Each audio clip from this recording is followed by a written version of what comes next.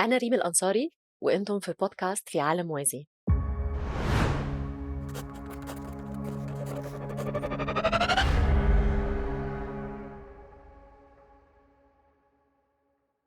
النهاردة ضيفتي ضيفة مميزة جدا جدا جدا. أنا بحبها على الصعيد الشخصي جدا، وهي entrepreneur ومتعلمة دائمة، على طول بتتعلم حاجات جديد وبتطور من نفسها، والأهم من كل ده كاتبة. أهلا هند. أهلًا وسهلًا هند فيك، القاسمي، أهلا يا بيكي. هلا وسهلا فيك. آم، أول حاجة أنا بحب أفتح بيها دايما، أنتي النهاردة ممتنة لإيه؟ على كل حاجة، ممتنة لصحتي، ممتنة لكل النعم اللي عندي إياها، ممتنة لزوجي، لأمي، لأبوي، ليكِ، ل لمحاسن الصدف اللي جابتني عندِك اليوم، للمطر إن أدتني فرصة إن أدعي يعني لحبايبي، وأدعي إن البودكاست يمشي كويس اليوم. إن شاء الله. أصلًا ما عمري لا حضرت ولا شُفت ولا راجعت بودكاست في حياتي، بس تجربة جديدة، بس مع الزّج والله جيت. ده حظي. أنا اللي لي الشرف والله. ميرسي يا حبيبتي. وإيه الحاجة اللي النهارده في رحلتِك الطويلة في التعلُّم والتطوُّر إيه الحاجة اللي أنتِ حاسة إن أنتِ نِفْسِك تغيّريها؟ حاجز الخوف يمكن، إمم. أنا أحس إن الخوف يمنعنا من أشياء كثيرة، يعني لمّا تشوفين الفرق بين الشخص المُنجز، المُنجز ما في قلبه خوف أبدًا، صح. بطريقة مخيفة، لكن أنا أحب إني أقيس قبل لا أنط، إمم. يعني ما عندي مانع بانط وباسوي وباجازف، لكن أحب آخذ الcalculated risks، فلو باخذ لو أني باخذ هالخطوة وباجازف، أحب أشوف مثلًا شو الخيارات اللي عندي، ما أتأخر كثير فيها، أشوف المتاح أمامي ثم أتخذ هاي الخطوة. صح، هو الخوف بيعطّل أوي، كتير. تحسّي إن هو بيضيّع وقت، ولكن هو برضه من الحاجات اللي بتحمينا في الحياة، صح، يعني هو سلاح ذو حدين يعني. بس الندم مُر. الندم صعب أوي، الندم من أصعب الحاجات في أنتِ الحياة. قولي لي أنتِ ندمتِ على شو في حياتِك؟ لأ. بُصّي، أنا عندي motto كده في الحياة باحبه أوي، سمعته وأنا صغيرة جدًا وبقيت باصدّق فيه أوي. سمعت حد بيقول: "نحن قوم لا نندم على ما فات ولا نفرح بما هو آت." فعجبتني أوي، عجبتني أوي فكرة إن البني آدم لمّا يحصل له حاجة ما يقعدش يجلد نفسه، لأ وعملت وسويت يتعلم الدرس ويكمّل حياته. أصل يعني هاقول لِك حاجة، هو الندم آآ هو مش مفيد. هو الحاجة الوحيدة الجزء الوحيد المفيد في الندم إن أنتِ بتتعلمي، اتعلمتِ الدرس ونمشي بقى نكمّل، لكن هنُقف بقى ونعطّل نفسنا ونقعد نعيّط ونصوّت وكده، لأ، أنا مش من المدرسة دي، ولا نفرح أوي بالحاجات اللي جاية برضه. فأنا من مدرسة يومك يومك، يومِك يومه. لحظتك الحالية دي بالدنيا يعني. نحن نقول النية مطية، إمم. يعني يعني تعتبر إن مثلًا نيتك كأنها مثل الخيل، أنت يعني تركبه وتسعى في اللي تبغي تمشي عليه. صح، النيّة مهمة جدًا، وفكرة النيّة وعقد النيّة في أمور الحياة حاجة مهمة وبتساعد البني آدم جدًا. فعلًا. يعني اللي بيحس قد إيه النيّة دي هي قوية وبتجذب الأشياء، يعني مفيدة جدًا فعلًا. طيب أنا عايزة أرجّعِك ورا شوية، طفولتِك كانت عاملة إزاي؟ يعني احكي لنا كده موجز أو احكي لنا على الأقل ذكريات لطيفة أنتِ فاكراها من طفولتِك. والله أنا كنت مستمتعة جدًا في طفولتي. كنا دوم في الحديقة، دوم عندنا مغامرات، عندنا مسابقات، وأنا الحمد لله ربيت يعني مع أخوات، كنا أسرة كبيرة. الحين تشوفين العوائل 1، 2، 3، 4 يعني عوائل صغيرة جدًا. نحن لأ كنا عائلة كبيرة وكان عندنا عيال عمنا وعيال خالتنا وجيراننا وأطفال المدرسة كلهم يجون البيت. بيتنا كان عبارة عن حديقة. الله! فكان ممتع جدًا، نتسلق الأشجار وكنا نخطط ونسوي مثل خرائط أو نبحث عن الكنز، وكان عندنا تصدقين حتى في الأشياء الدينية كانت متعة، إمم. كان عندنا مثلًا حفظ القرآن كل أربعاء، إمم. وحفظنا يعني كذا جزء في البيت، وكان مسابقة أنتِ كم جزء حافظة، كان شيء ديني بس كنا يعني كنا نقرأ، وكانوا يعلمونا هالأشياء. وفي نفس الوقت كان عندنا يعني كان عندي إخواني كانوا متعة من نوع ثاني. كان عندي كل أخ كان داخل في مجال ومبدع فيه. إمم. كان عندي أخ لأ الله يطول بعمره الله يطوّل بعمرك. يعني يعني كان يدخل في مجال رياضي كل فترة لين ما يبدع لين ما يوصل القمة، إمم. عقب يترك ويدخل اللي بعده. ويعني ولما يرجع ويحكيني القصص أنا كنت أخاف من الغوص، هو كان يحب الغوص ويقول لي شفنا قرش وشفنا أخطبوط وشفنا مدري شو. أنا أحس فيقول لي أوديك أقول ولا أفكر، قلت له القصص أسمعها كأني أنا غايصة معاك وشفت القرش ومتمزقة ورجعت. إمم. يعني أنا ما يبين علي هالشي بس أنا جبانة جدًا في هاي الأشياء. لأ، أنت باشوفِك شجاعة جدًا، أنا باشوفِك شخص شجاع جدًا يعني. أنا شجاعة في قرارات، لكن أحس الأشياء اللي فيها حياة أنا ما أعرف يمكن شوفي أنا صار لي حادث واتكسرت اتدشدشت فيه يعني. آه. يعني ضهري انكسر، حوضي انكسر، خشمي انكسر، فكي انكسر، يعني قولي شو ما انكسر فيني. حادث عربية؟ قعدت سنة في المستشفى، إمم. ولمّا صحيت كنت فاقدة الذاكرة سنتين. ياه! يعني وتعرفين أول ما تصحين أنتِ من البنج والمخدر واللي كنت أنا فيه، ما عرفت أمي وأبوي. إمم. فكانت أمي تقول لي: "أنا أمِك." وكانت أمي تخاف، تقول لي: "نستني." بس عقب الذاكرة شوي شوي ترجع. بس إمم. سبحان الله بس يقول لِك بس الحمد لله ما أتذكر الحادث ولا أتذكر ألم الحادث، لأن يوم يخبروني عن كمية الألم اللي أنا كنت فيه أقول الحمد لله رحمة. يقول لِك: "وما سُمِّي الإنسان إلا لنسيانه، وما سُمِّي القلب إلا لأنه ينقلب." إمم. فرحمة من ربي إن صح. خلّاني أنسى هذا الألم، لأن أظن لو أتذكره وأنا عندي كل هالكسور كان صرت عصبية. أنا صديقتي صار لها حادث وهي تتذكر الألم اللي كانت فيه، الحين صارت وايد عصبية وتحسينها تخاف من الدنيا. آه. أنا الحمد لله إني ما أتذكر الحادث فلا زلت لا أخاف يعني. كويس. لأ، هو النسيان طبعًا نعمة، دي إمم. حقيقة. طيب أنتِ ذكرتِ القراءة وأنا عارفة إن أنتِ بتحبي تقري، إمم. كلميني عن مثلًا كتاب أثّر فيكِ أوي أو آخر كتاب قريتيه كده فاكراه. أنا باحاول دايمًا أشجّع الناس اللي بتسمعنا إن هي تقرا أكتر، تبقى مُطّلعة أكتر، تعرف كُتب جديدة. شوفي نحن في المدرسة ونحن صغار قرينا كتاب، بس ما استوعبت أهميته، إلين مؤخرًا حد ذكره في مجلس ورجعت قريته. سبحان الله بعض الكتب تستاهل إن تقرينها مرة ومرتين و3 ولمّا صح. تقرين كتاب وأنتِ صغيرة مختلف لمّا تقرينه وأنتِ كبيرة. وأنا صغيرة كنت حاسة يعني تعرفين قصة مزرعة الحيوانات أيوه، Animal Animal Farm Farm آه. والّا 1984 إمم. بالذات في أوضاعنا هذه الأيام الكتاب جدًا يعني very relevant to our current situation. يعني تحسين كأن اللي يقوله يُعاد صيغة يعني هو اللي قاعد يصير إمم. بطريقة تخوّف.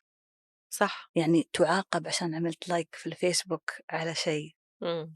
ما تقدر تتكلم عن شيء معين. يعني إحنا كان حرية الكلمة كان أوكي الواحد ما يتكلم عن أشياء معينة لكن عادي تفوّت. لكن دلوقتي لأ. حاجات محسوبة، يعني محسوبة أنا عليكِ كل post ناس بتشوفه في أيوه. تاريخِك في الarchiving إمم. بتاعِك يعني. لأ ويدوّن، يعني أساسًا إمم. هذا السوشيال ميديا يعني اُخترع عشان يبغى يعرف أنتِ ميولاتِك السياسية والدينية والمتطرفة إلى أي ناحية. لو أنتِ مثلًا ناحية تحب قتل الأطفال أنتِ كويسة، لو أنتِ ناحية تحب السلام وتؤمن بالتفاهم والتسامح أنتِ يعني وتطالب بوقف القتل مثلًا، لأ أنتِ ضد السامية مثلًا، عرفتِ؟ إمم. يعني أنا ما أعرفش الحاجات دي بتحصل إزاي في زمننا الحالي. طبعًا في كتير من الظلم ومن القهر بيحصل في كل الأزمنة بصراحة، إمم. يعني من أول معروف. تاريخ البشرية. يعني ربنا لمّا جه يخلق سيدنا آدم الملايكة قالوا له: "هتخلق من يفسد فيها هتخلق ويسفك فيها الدماء." أيوه. فهُم already يعني كانوا عارفين إن هو ده تاريخ البشر يعني. وطبعًا الأيام دي إحنا بنعيش مأساة كلنا يعني بنشوفه وبنسمعه. المشكلة دلوقتي أو مش المشكلة دي حاجة كويسة، إن أنتِ بتشوفي وبتسمعي live. يعني زمان كنتِ بتسمعي بعد بتسمعي شوية أو بتقري إيه اللي حصل في التاريخ، إذا أو مثلًا لمّا ييجي لِك في التلفزيون نعم. ييجي لِك مفلتر حاجات وحاجات دلوقتي دلوقتي في لأ، ناس واقفة بتصوّر وبتبعت يعني. حتى بعد ما قتلوا فوق ال100 واحد يعني كفاية اللي شفناه. لأ الصحفيين كلّهم ماتوا، آه. ماتوا والّا سافروا. الدحدوح اللي قتلوا كل عائلته طلع وإيده مكسورة، ومعتز كمان طلع. إمم. ف لأ طبعًا مأساة حقيقية بتحصل live قدّام عينيكِ وأنتِ ما تقدريش تعملي حاجة غير إن أنتِ تتعاطفي أو إن أنتِ تحاولي على الأقل تعملي توعية للناس بطريقةٍ ما، بالذات لمّا يكون عندِك followers وناس بتسمعِك يعني، وده اللي نقدر نعمله أو تتبرّعي يعني طبعًا. فبس لأ فاهمة قصدِك تمامًا. أنتِ يعني ما شاء الله عليكِ باحسِّك نشيطة على السوشيال ميديا، موجودة مش بتشاركي نفس آرائِك. مش نفس أول، قبل كنت أشارك يومي كامل، الحين لمّا أفضى، إمم. يعني انشغلتِ كتير بحاجات تانية. انشغلت والتهيت، عندي مسؤوليات، بس تحسين عندِك واجب يعني قومي، إمم. واجب ديني، واجب وطني إنِك أنتِ تحامين يعني تسوين اللي تقدرين عليه باللي تقدرين عليه. صح. صح، كلمة الحق في حد ذاتها دي إيه. حاجة كبيرة يعني. آمم، طيب لو سألتِك أنتِ لو رجع بيكِ الزمن مثلًا 20 سَنة لورا، إيه الحاجة اللي كان نِفْسِك تعمليها ما عملتيهاش أو نِفْسِك تغيّريها؟ لو في حاجة كده، أنا كنت مش لازم 20 سَنة، يعني لو رجع الزمن لورا 10، 20 شوفي أنتِ. شوفي يقول لِك الصبر ميزة، إمم. أنا أشوف إن الصبر كان لعنة. إمم. شوفي الناس اللي ما فيهم صبر، في ناس يسمونهم أنانيين، أنا أشوف الشخص اللي ما فيه صبر منجز. يعني أنا مثلًا صبرت على مثلًا موقف أو على شخص أو على شغل، غلطانة. إمم. يعني يقول لِك مثلًا لأ أول مرة سماح، ثاني مرة كسر جناح، ليش؟ اللي يعزِّك ما يأذيك، واللي يحبِّك ما يعني ما يجرحك، إمم. واللي يبغى يقربِك يدير بيتِك.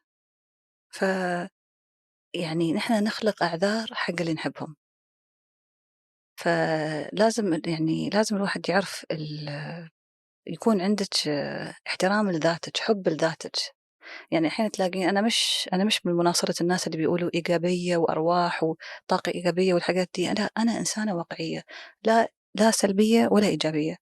أنا آمن إن الواحد يكون واقعي، أنا أعزِّك وأنتِ تعزّيني، نتفاهم، لكن الواحد جميل إنه يكون واضح، لكن في ناس ما تحب الوضوح، إمم. في ناس تحب تعيش بأقنعة.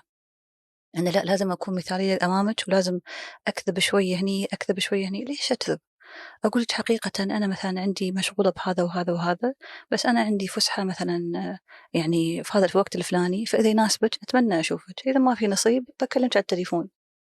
فتعرفين لمّا الناس تكون واضحة أكثر وتخلّي حاجز الزعل واطي، إمم. يعني يقول لِك تزعلش على كل حاجة. في ناس تزعل على كل شيء، يعني مثلًا واحدة تقول لي الواحد لازم يوم يرد مثلًا يوم حد يقول لِك السلام عليكم لازم تقولين عليكم السلام ورحمة الله وبركاته. أقول هي الواحد يعني يقول، لكن مرات الواحد مثلًا يكون مستعجل أو يلهى والّا شيء تقولي لأ عقب يدخل في الحوار يقلب ديني. أقول يعني الواحد ما يحتاج يعني تكفريني عشان جملة، إمم. يعني الناس بتكبّر الأمور بدال أوي. ما نشوف يعني انظري إلى الصورة كاملةً، مش إمم. إلى البرواز. الصورة يعني أنا أفضّل إن الواحد يشوف يعني كوني أنتِ من ترين الجمال في لوحة قبيحة، وآخر من يرى القبح في لوحة جميلة. إمم.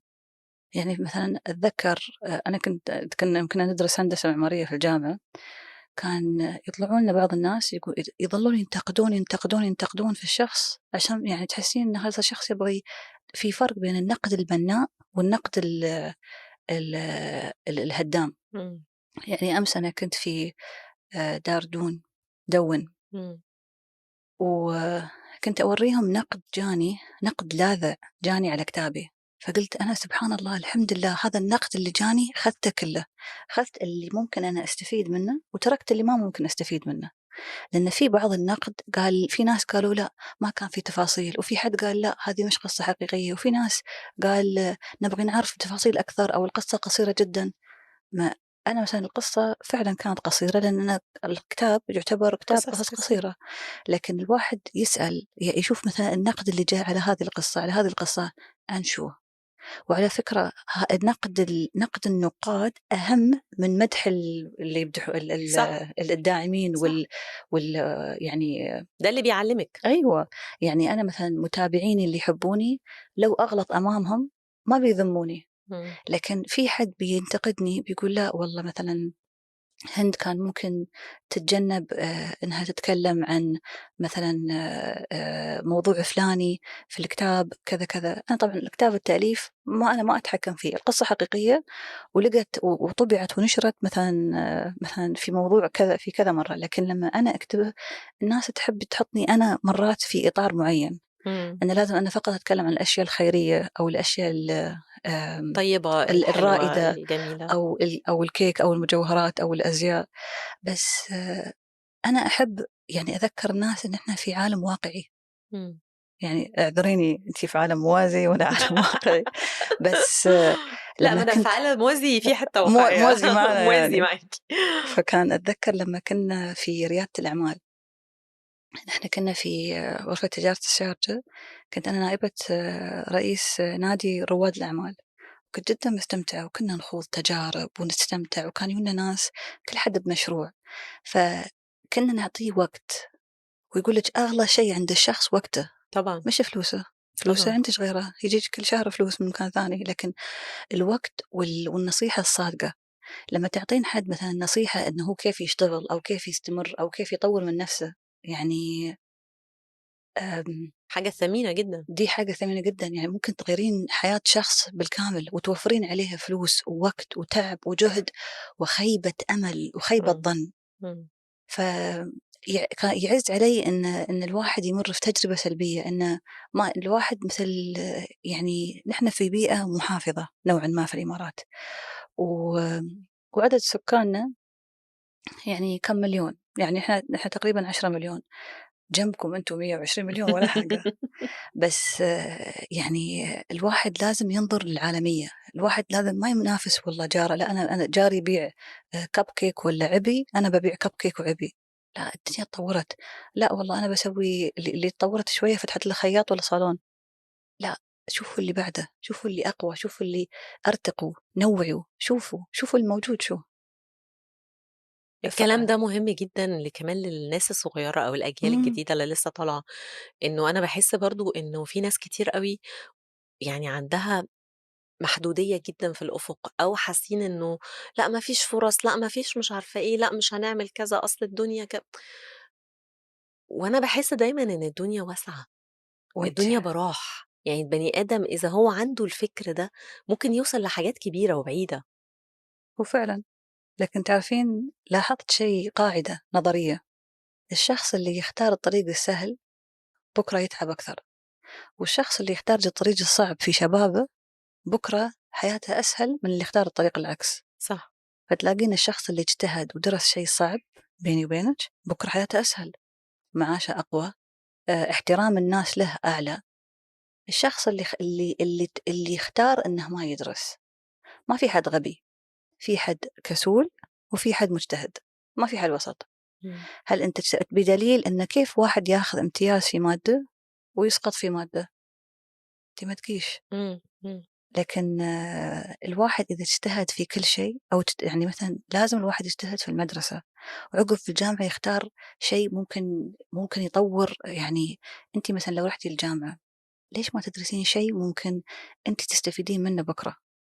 يعني ما تفكرين والله لأ أنا عاجبني هالمجال، أنا صراحةً دخلت الهندسة المعمارية لأن كانوا يرسمون، إمم. قُلت الله شكله سهل بس أرسم وآخذ درجات.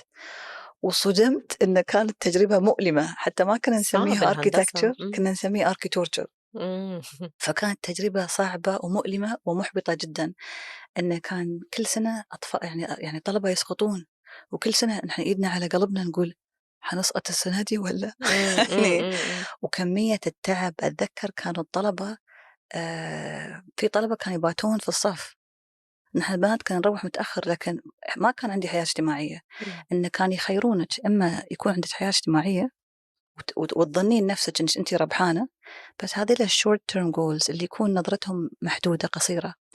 أنا كنت مركزة في الدراسة لإني بُليت في المادة وما قدرت أطلع منها فاتدبست، فقُلت خلاص أنا أحب إذا دخلت في شيء أنجز فيه وأبدع فيه وأخلص فيه، و وكملت في الهندسة، وبعدين صار لي الحادث. إمم. ما اشتغلتيش بالهندسة.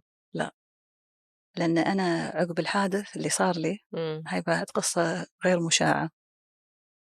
ضليت أدرس هندسة 4 سنين ونص. بالسنة الأخيرة اللي أنا كنت فيها صار لي الحادث، جلست سنة في المستشفى، وعقب كنت على كرسي متحرك لأني كنت متدشدشة، لأن العظام تكسرت والعضلات ثابت.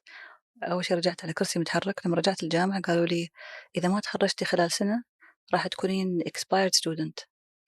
فقلت لهم لك أنا عندي عذر، أنا عندي ملف. إمم. فقالوا لي لا، إذا يعني ما راح نسوي لك حالة استثنائية. طبعا انسي اني انا هند القاسمي، انسي اني أيوه انا كنت لسه هاقول لِك أنتِ هند انسي القاسمي. انسي اني انا كنت هند القاسمي، انسي اني كنت طالبة امتياز على درجة الشرف، ما إمم. شفع لي اي شيء. انسي اني انا كان صاير لي حادث إمم. وعندي ملف هذا كبره في المستشفى. اقول لهم فقدت الذاكره سنتين، مخي دشدش، يعني حوضي انكسر 3 كسور ميجر، عرفتي؟ إمم. يعني كنت بين الحياه والموت. الحمد لله على السلامه، لكن we don't make exceptions. إمم. فاضطريت تخيلي في الفصل الاخير اغير من هندسه معماريه الى ميجر بطيخ اسمه ديزاين مانجمنت. لين الحين ما اعرف شو هذا الميجر، يعني إمم. تحسينه يعني يعني ابن يعني استغفر الله ابن حرام ولا شيء، عرفتي؟ يعني اوكي اخذ هالشهاده حتى لو راح اقدم فيها منو بيقبلني؟ شو يعني إمم. مش معقول انت تدرسين طب 5 سنين وفي الفصل الاخير عشان صار لك حادث يقول لا انت ممكن اقصاها تكونين موظفه استقبال في المستشفى. إمم. تحسين نفسك ولا شيء. فسبحان الله، رب ضرة نافعة. عقدة النقص هذه كانت أحد الأسباب اللي خلتني ما أوقف دراسة. إمم. عقب ما خلصت رحت درست بروجكت مانجمنت في مانشستر يونيفرسيتي ماجستير. لأن ما يصير أنت كمهندسة عشان تكوني مهندسة أقوى لازم يكون عندك management skills. مانجمنت سكيلز في إدارة المشاريع. صح. لأن مرات يكون في واحد دارس بروجكت مانجمنت يكون هو مدير المهندس. فرحت سويت أنا إدارة مشاريع، وبعدها سويت كذلك دبلوم في أمريكية مصر، وعقب سويت دبلوم في هارفارد وأكسفورد. لكن أكسفورد كان في الكتابة، هارفارد كان في ريادة الأعمال في الدول يعني النامية. إمم. وأخذت كذلك في لندن سكول اوف ايكونومكس، وكنت أبحث لأ كيف أنتِ أن ما شاء الله أنتِ على طول إيه بتدرسي حاساكِ، حتى دلوقتي أنتِ بتدرسي. ودلوقتي أدرس قانون مع جامعة باريس. إمم. فحتى ما شاء الله. حتى اعتنت عقب ما كان عندي امتحان، يعني ما أعرف شو صار في الامتحان يعني، بس الحمد لله. لأ، وأنا باشوف إن الواحد لازم يطوّر نَفْسه طول الوقت ويسعى ويحاول يجتهد على قد ما يقدر و ويعمل أقصى حاجة عنده عشان يعني هي دي الحياة. اهم. يعني لازم يعمل أقصى حاجة عنده ولمّا تيجي له فرصة يمسكها. يعني سبحان الله. يعرف إزاي برضه يغتنم الفرص. شوفي سبحان الله، أنا اليوم كان مثلًا يتكلمون على سياسة مصر إمم. عن قانون مصر، عشان كنا يعلمونا مثلًا السياسة في كل دولة كيف، إن الديمقراطية. فكنت أناقش الدكتورة فرنسية، فكنت أقول لها: دكتورة مع احترامي لك، الديمقراطية تنجح عندكم لكن لا تحاولون تطبقونها عندنا. إمم. يعني أنا يعني أحس إن يعني لما أنتم تجبروننا على الديمقراطية تخربون البلد. إمم. يعني خلوها، يعني اتركونا نحن نتصرف، نحن نتفاهم ما بيننا. وفعلًا أنا آمن بهالشيء. يعني أحس إن لمّا السياسة تتدخّل في يعني سياسة دولة ثانية تيجي تبي تتدخّل في سياسة دولة يعني بعيدة عنها إمم. دينيًا وشرعيًا وثقافيًا وعاداتًا وتقاليدًا، يعني ليش؟ إمم. يعني لا ثوبي من ثوبِك ولا العكس. بالضبط. فلو أنتِ تخلّونا في صح. صح. طَب كلميني عن المرأة الخليجية، إحنا هنا في مصر برضه زي ما في كل حتة الناس بيبقى عندهم صورة معيّنة عن كل مثلًا المرأة مثلًا المصرية عاملة إزاي، فإحنا باحس إن إحنا ما عندناش إلا الناس اللي سافرت يعني وعاشت في الخليج شوية، آمم صورة عن المرأة الخليجية، إيه أولوياتها؟ هل هي اتغيّرت مثلًا في ال10، 20 سَنة اللي فاتوا؟ وأنا باتكلّم عن الخليجية in general مع إنّي عارفة إن الإماراتية مختلفة عن السعودية يعني هم مش حاجة واحدة، مش كُتلة واحدة بس برضه، بس على الأقل متقاربين شوية. شوفي تبقى المرأة مرأة، إمم. نفس الاحتياجات، كلنا عيال تسعة. يعني بيني وبينِك، هي آه. هي، إمم. بس اللهم هذه بروازها شكل وهاي بروازها شكل. آآ دي بتحب الحواوشي، دي بتحب الهريس، إمم. عرفتِ؟ إمم. دي بتحب مثلًا عندِك بس كل الستات بيحبوا الدلع والshopping والحياة والسفر والأدب والفن والطرب والحياة الحلوة أنا حاسة كمان الاجتماعية المرأة والأسرة الخليجية والشغل. تطوّرت أوي، بقى في سيدات أعمال كتير، بقى في ناس في مناصب حكومية، وال بقى أقول لك حاجة، أنا إمم، جدتي كانت أرملة وعندها 19 سنة، أوكي، جدتي كانت سيدة أعمال، لكن سابقًا ما حدش كان بيتكلم عن الحاجات دي، إمم، وما حدش كان بيكتب عنها. صح، دلوقتي نحن في اهتمام بالحتّة دي، أنا أحس شخصيًا إن بقينا دلوقتي نتسلط الضوء عليه، لأن الغرب انتقدنا لين ما نحن صرنا نظهرهم أكثر، والّا فهمتِك، طول عمرنا يعني اسمحي لي يعني بتلاقين ستات من أسرتِك كانوا بيشتغلوا، كانوا بيدرسوا عادي، طبعًا، لكن أنا مامتي دلوقتي كانت كده طبعًا، شُفتِ وبقوا يعني نفس الشيء عندكم وعندنا. وحطي ببالِك أنا جدتي كانت أمية، وتخيلي اتعلمت القراءة والكتابة في سن ال50. ياه! يعني أول شيء زوجت بناتها كان عندها بنتين، وأصرّت إن ما تزوّج بناتها إلا عقب ما يخلصون جامعة. إمم، الوالدة كانت أول مديرة مدرسة خرّيجة، إمم، وخالتي اللي أكبر بسنة أو سنتين كانت أول مدرسة خرّيجة جامعة في الإمارات. إمم، آه، بس بس حطّي في بالِك عندِك نماذج كتير كويسة، أنا محظوظة نماذج جدًا. أنثوية عظيمة يعني، أنا بابا خرّيج عين مصر، إمم، جامعة عين شمس. أيوه أنتِ أنا قُلتِ بعد عين لي، مصر أنا خلصت أبو أبو الinterview. بس الوالد خريج مصر، أمي خريجة الكويت. ما ننسى لا فضل الكويت ولا فضل مصر، عشان يعني في ناس بتقول والله يعني شو سر المحبة بين الإمارات ومصر، فأقول يا ربي ما هم كانوا أهلنا، إمم، ومصر كانت تساعدنا قبل أيام البترول.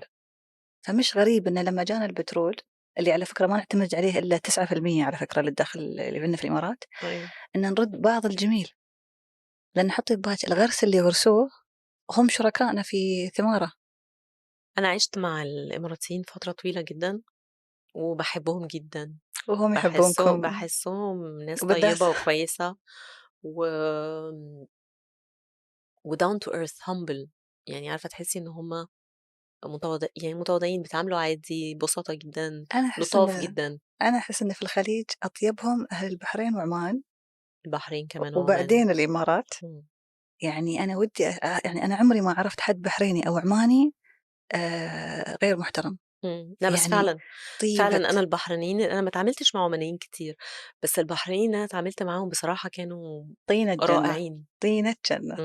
صح، جدًا، جدًا طيبين ومتواضعين يعني وعلى فكرة كانوا هم من أوائل الناس المثقفين في إمم، الخليج، يعني كان عندهم مدارس للأطفال من 1900 مدارس للأطفال البنات من 1910 إمم، تخيلي! آه. يعني فكانوا من زمان متطورين، يعني وحتى الكويت.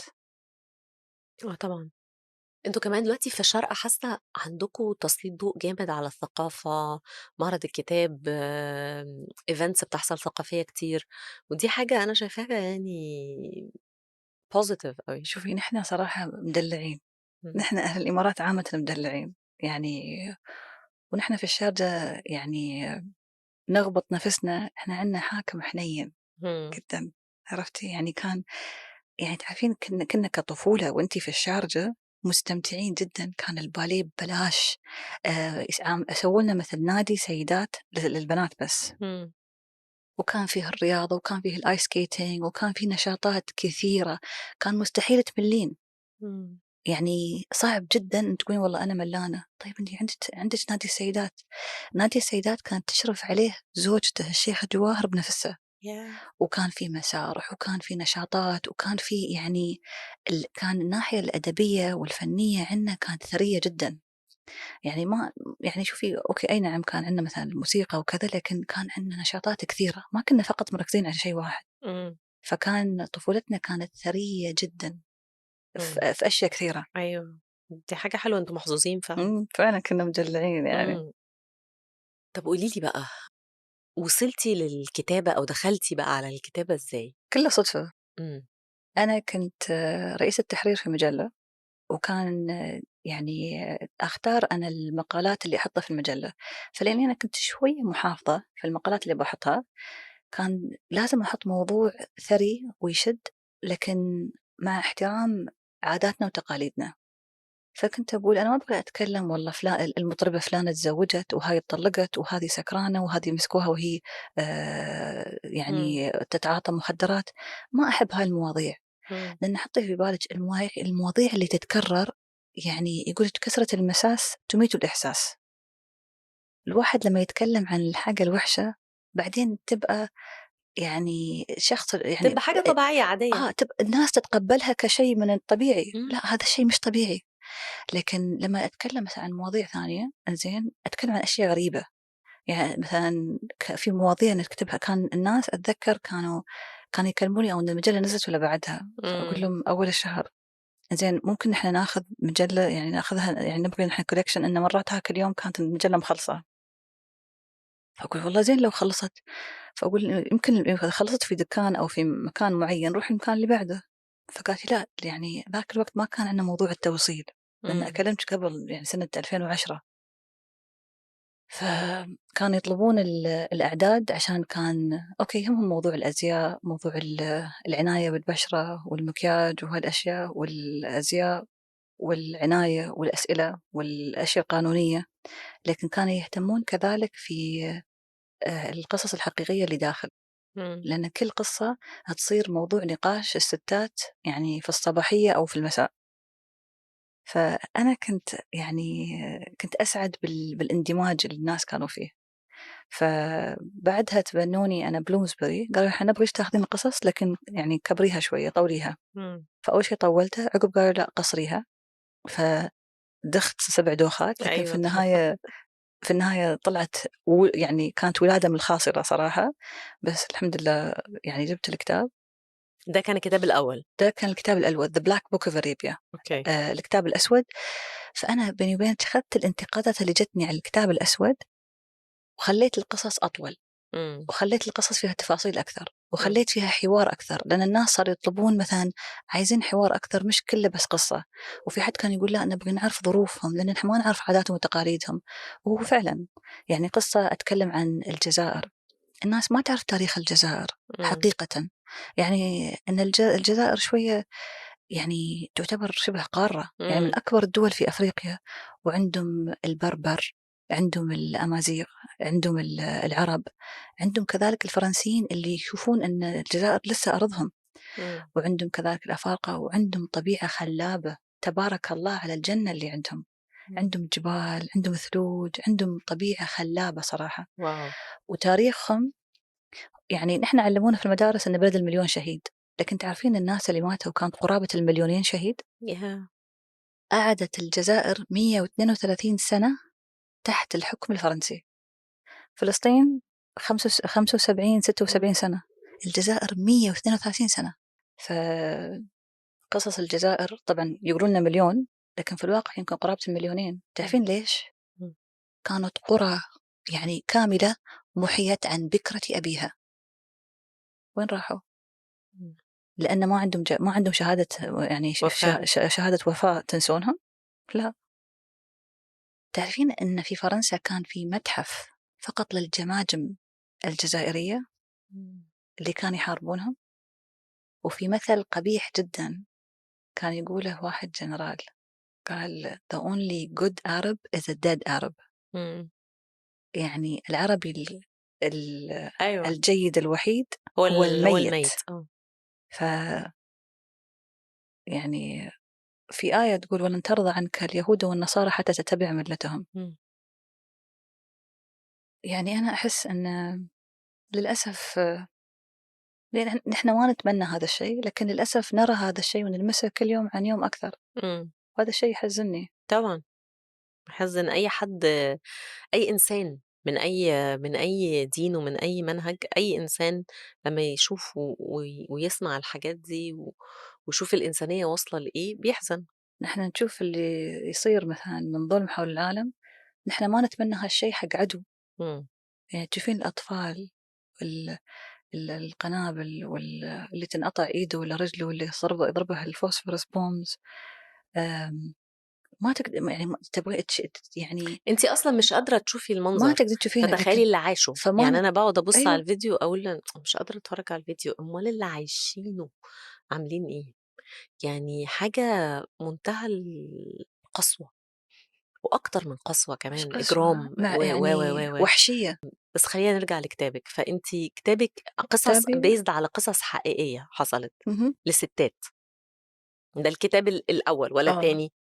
لأ، ده يُعتبر هذا الكتاب الأول المُترجم، لكن لأني يعني عدّلت فيه كثير، حتى غيّرت العنوان، لأن إمم. الكتاب بالإنجليزي The Black Book of Arabia نسابة إلى The Black Box. أنتِ عارفة آه، الطيارة؟ أيوه طبعًا. الطيارة لمّا تقع، الصندوق الأسود اللي على فكرة لونها برتقالي، لمّا يلاقونه يلاقون فيه سر ليش وقعت الطيارة. إمم. أمّا في لكن لو ترجمته إلى اللغة العربية حيفهموه غلط، حيقولوا إمم. إيه كتاب أسود، يعني كتاب فضايح؟ إمم. مش فضايح، إمم. بس وقائع إمم. حصلت. لأ، اسم كتابِك أنا شايفاه اسم الضلع حلو الأعوج أوي. مناسب يتراوى لي آه، الضلع وقصير، الأعوج. ودايمًا يقولون الاسم القصير أحسن، إمم. كل ما كان أقصر، كل ما كان ذا معنى، كل ما كان مستفز. هو مستفز. أيوه. العنوان مستفز فملفت. فهو قصص حقيقية لستات حصلت لهم، لستات ورجالة كمان على ورجالة فكرة، كمان، أوكي. يعني قصة واحد كان عاوز يتجوز بالسر، إمم. واحد كان قايل لمراته والتاني ما كانش قايل لمراته، كل واحد اللي قرا له، هذا أوكي. مش رأي، هذا شيء حصل واقع. إمم. حتى كثير من القصص بعض الناس بيقولون سمعت حاجة زي كده إمم. ويربط فيها. إمم. لأ، أنا متشوقة أقراه، أنا بدأت أقراه. والله بديتِ؟ بدأت أقرا أول قصة، فمتشوقة أخلّصه يعني وأقول لِك رأيي إن شاء الله. إن شاء الله بإذن الله يعجبك. إن شاء الله، متأكدة إنه هيعجبِك. آمم، وبتفكّري عندِك مشاريع جديدة في الكتابة؟ أيوه، أنا دلوقتي عندي كتاب جديد، لكن محتفظة بتفاصيله لين ما لين وقت النشر إن شاء الله، أوكي. فلازم تستضيفيني مرة ثانية عشانه. لمّا على الأقل الفكرة تتبلور تقولي لنا إن شاء الله، شوية حاجات عنها إن قبل ما شاء الله، تنشري. بإذن الله. إن شاء الله. هند لو عايزة توصفي نَفْسِك بكلمة واحدة تقولي إيه؟ ده ظلم على فكرة، لمّا الواحد يحدد نفسه بكلمة واحدة يعني يقول لِك الواحد مثل الكون، عنده 4 مواسم، كيف تحطينه بكلمة واحدة تحددينه؟ يعني كأنِك تحطينه في قفص.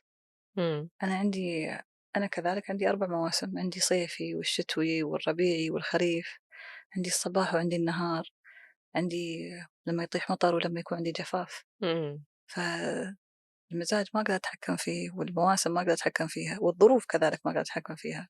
فمش هتدّينا كلمة، إمم، مش هتدّينا كلمة، أنتِ قُلتِ الكون، الكون. زي جلال الدين الرومي بيقول إن الإنسان هو الكون، آه، الكون كُلّه بأكمله جوّه الإنسان. جميلة آمم، كتاباته. كentrepreneur بقى أنتِ شايفة الدنيا إزاي، إيه أولوياتِك؟ كلميني أكتر عن الحتّة أولوياتي دي، لإن أنا معجبة أوي بالتنوُّع اللي عندِك في شخصيتِك بُصّي وفي الjourney بتاعتِك في رحلتِك، يعني أنا شايفة إن أنتِ درستِ حاجات مختلفة جدًا، كاتبة و وفنانة، يعني أنا حاسة بحتّة الخيال والفن، طالع لي الvibe ده. وفي نفس الوقت entrepreneur وواقعية وعملية، لإن لمّا تبقي entrepreneur محتاجة يبقى عندِك برضه صفات معيّنة، مش أي entrepreneur بيقدر ينجح. اهم. كلميني إزاي بتعملي التوازن بين الحاجات الكتير دي جواكِ؟ آمم، أنا من النوع اللي أحب أنظّم كل شيء، يعني أحس الواحد اللي ينظّم يعني اللي يخطط حق يومه، اللي يفشل إنه يخطط حق حياته كأنه يخطط للفشل. وأنا من النوع اللي عندي هواياتي، لكن أحب أعطي وقتي حق نفسي، حق أسرتي، ووقتي حق مستقبلي. فيقول دايمًا الواحد من صغره يسألونه هالسؤال، تشوف نفسك فين بعد 5 سنين، 10 سنين، 15 سنة؟ إمم. هذا شيء جميل، لكن الواحد ينسى إنه لا تربط حياتك بالماديات. يعني حتى لمّا أفكر أنا مثلًا في تجارة من نوعٍ ما، أفكر أنا مثلًا هل بافيد المجتمع اللي أنا سأشتغل فيه؟ يعني هل هذا الشيء راح يحدث يعني قفزة نوعية لهم؟ يرضيني هالشيء. يعني نحن كبشر طبيعتنا إن نحب الخير، فإذا الواحد مثلًا حس إنه ممكن ينجز أو يسوي خير في شيء ليش لأ؟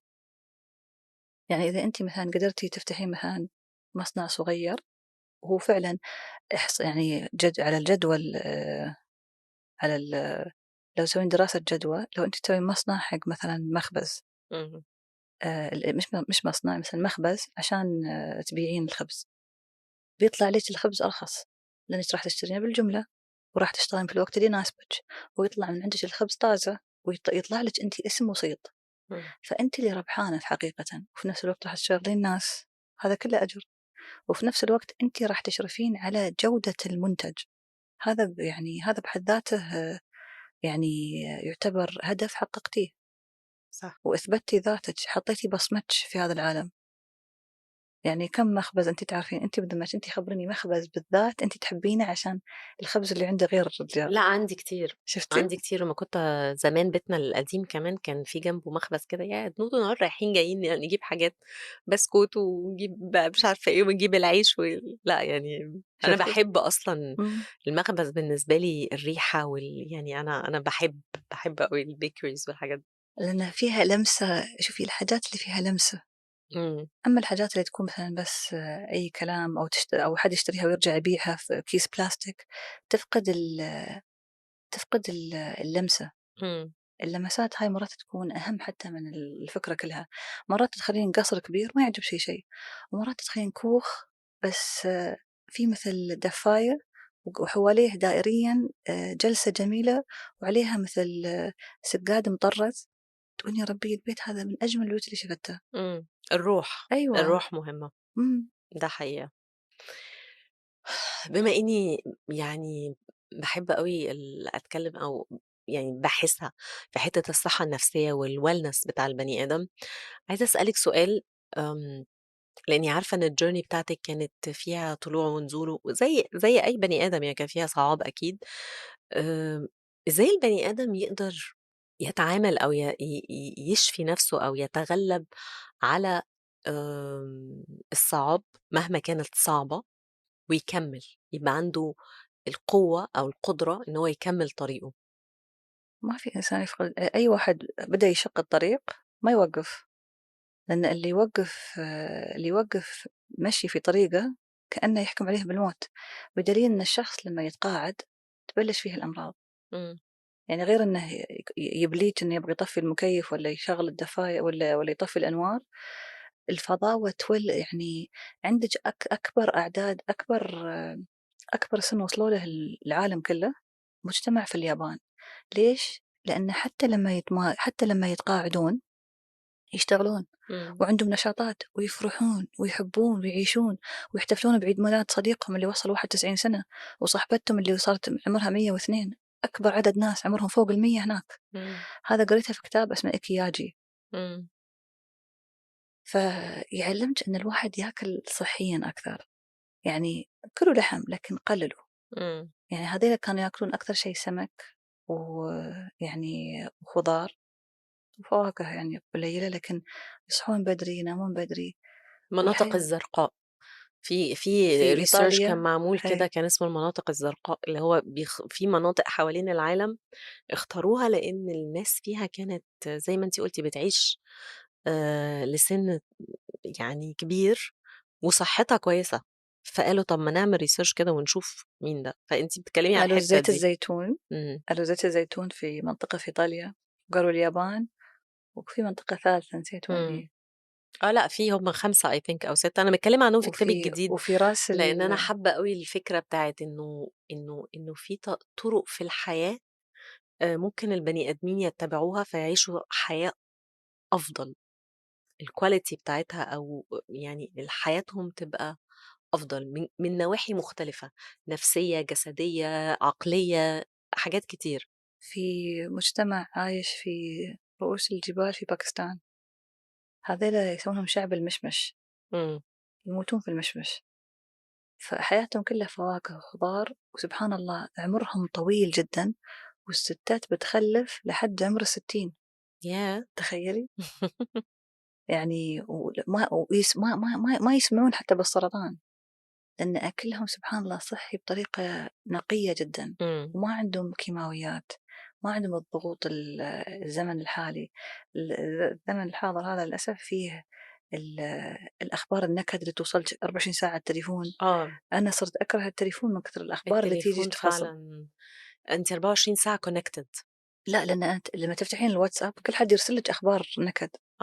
والسوشيال ميديا والسوشيال ميديا كذلك، والapplications اللي كلّها أخبار كلّهم هي، هي. وكده، وبعدين إحنا بقى التليفون جزء كبير أوي من حياتنا، يعني بقينا بنتحرّك بيه، محطوط جنبنا وإحنا نايمين، أول حاجة بنفتحها الصبح. أنا باحاول أول 20 دقيقة من حياتي أول ما أصحى ما امسكش التليفون، باحاول، عارفة، بس يعني بقت حاجة صعبة للأسف الشديد إن التليفون بقى جزء لا يتجزأ من حياتنا. إمم، إمم.